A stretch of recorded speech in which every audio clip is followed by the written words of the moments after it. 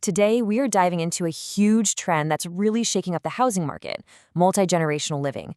It's growing like crazy, but man, trying to put a value on these homes, it's causing some major headaches for everyone involved. All right, let's get into it. 14%. So what's this number? Well, according to the National Association of Realtors, that's how many homes bought in the U.S. in 2024 were for multi-generational families. And get this, that's up from just 11% only a few years back. This isn't some tiny niche market anymore. It's a real significant force. And right here, this is the heart of the problem.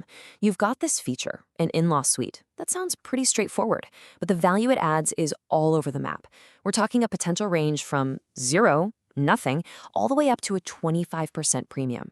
That is a massive gap, and it all comes down to details that, honestly, most people just miss.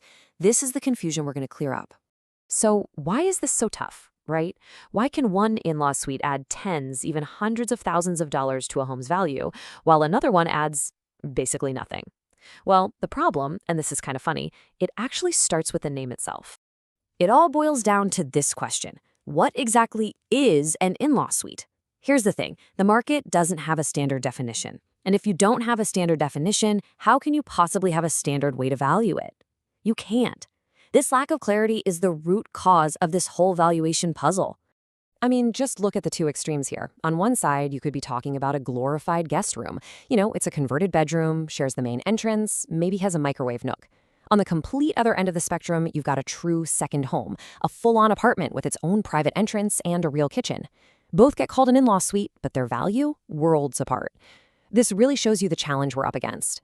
Okay, so to solve this, we've got to bring some order to the chaos. And the way we do that is with a really clear 5-level framework. It helps us categorize these suites based on what they actually are, not just what someone decides to call them.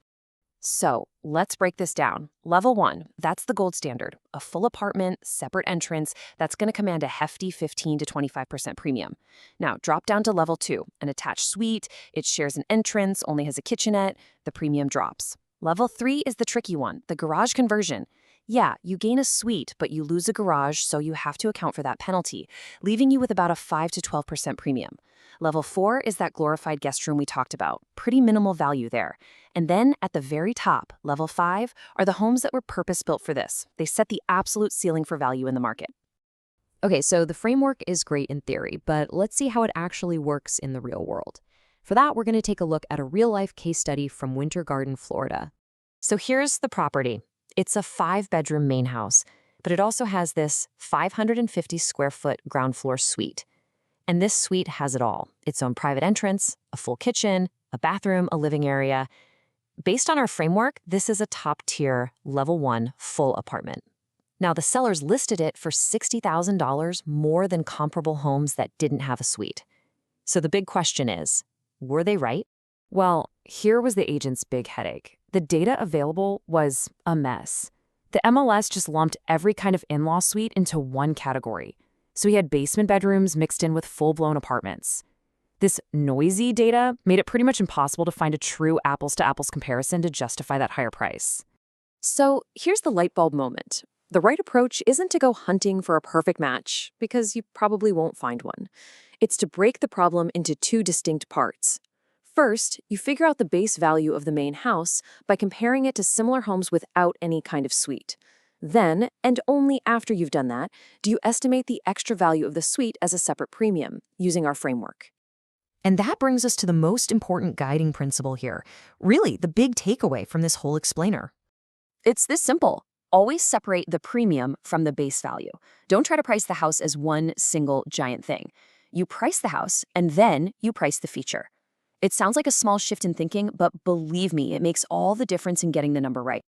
And why is this so critical? Because that transparency is everything. It lets you have a clear, honest conversation with a seller about what their home is really worth. And just as important, it gives you a logical, easy-to-follow story to tell a potential buyer to justify that asking price.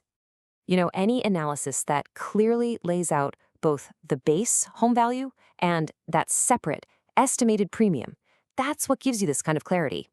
In fact, that's precisely what tools like CMA Flow are designed to do, create reports that show both pieces of the puzzle totally transparently. So we'll leave you with this question. The next time you're scrolling through listings and you see a home that boasts an in-law suite, you'll know exactly what to look for. You now have the framework to cut through all that noise and figure out its true value. So how's that going to change the way you see the market?